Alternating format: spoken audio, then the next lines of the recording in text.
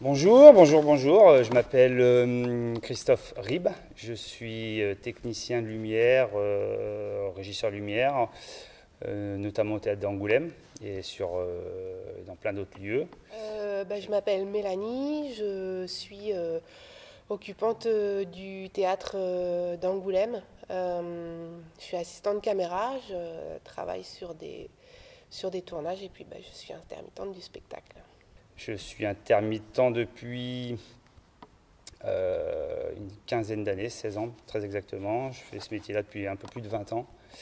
Voilà, donc je me suis lancé dans cette occupation avec ma consoeur et amie Mélanie le 17 mars. Alors on en a parlé entre nous une petite semaine auparavant, au moment où l'Odéon a lancé cette initiative. Alors, comment ça s'est passé? On s'était dit un peu officieusement que ça serait bien de se lancer nous aussi sur une occupation du théâtre. Je travaille assez régulièrement pour le théâtre d'Angoulême sur de la vidéo. Je connais toutes les personnes en fait qui travaillent ici et les intermittents qui travaillent ici. On a eu la chance de pouvoir travailler sur un événement pour les professionnels au mois de mars. En voyant la carte des théâtres occupés, on s'est aperçu qu'il y avait Bordeaux, Périgueux, Niort, La Rochelle, Limoges, et qu'il manquait le petit point Angoulême. Ça a été l'occasion de tous nous retrouver. À ce moment-là, l'Odéon était déjà occupé et je trouvais que ça manquait un petit peu de... On voyait défiler tous les jours les petites cartes de France avec les lieux occupés et qui commençaient à augmenter déjà pas mal. Sachant qu'on travaille quand même régulièrement ici, très régulièrement ici, donc voilà, il fallait pas faire non plus n'importe quoi.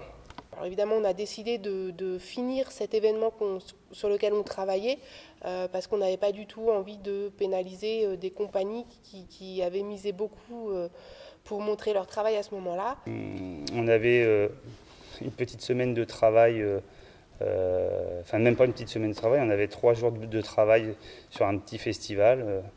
Une des rares choses qu'on a pu faire dans le courant de l'année 2021. Mais une fois qu'on a eu terminé ce festival qui s'appelle La Tête dans les nuages, on a réuni une assemblée générale ici au théâtre, dans cette grande salle, et on a décidé de l'occupation. On était conscient qu'il y aurait du monde, mais pas autant que ça. Et ça a été, voilà, ça a été une vraie belle surprise. Le statut d'intermittent, c'est une nécessité pour tous les travailleurs de la culture.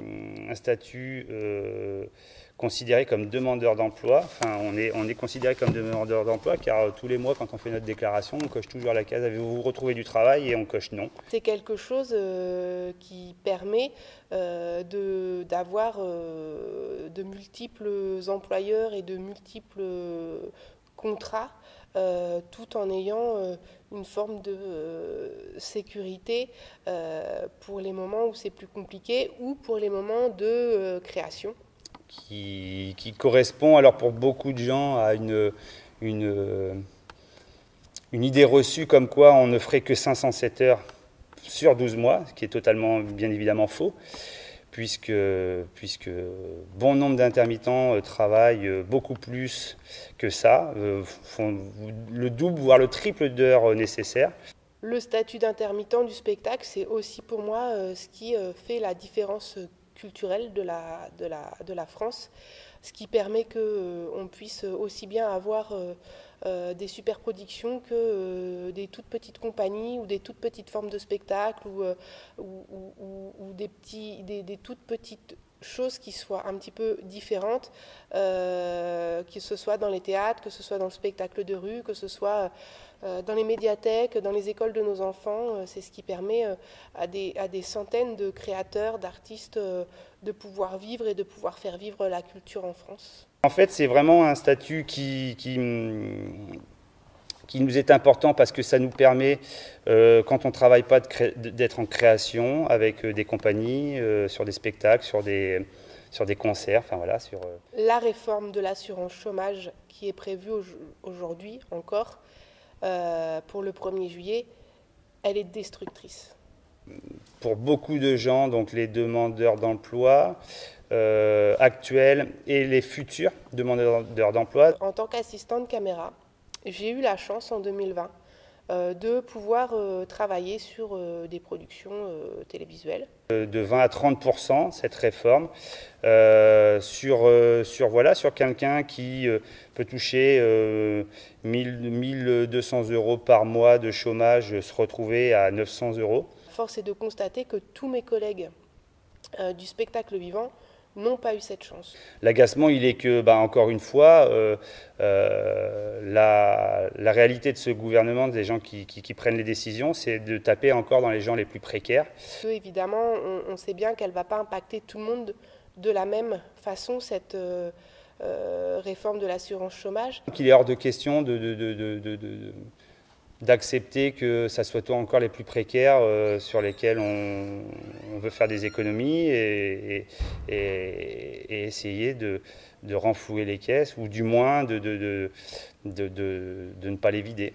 La deuxième chose, c'est aussi que nous, voilà, sur les tournages, on va avoir un deuxième effet, parce qu'effectivement, il y a beaucoup de choses qui sont faites par rapport aux recettes de l'année précédente. Et alors, par exemple, les sorties cinéma, qui sont quasiment les recettes cinéma, qui vont être quasiment inexistantes pour 2020, qui sont pour l'instant inexistantes pour 2021.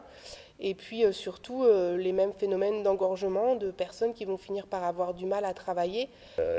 Hors de question d'accepter qu'on puisse être encore et encore...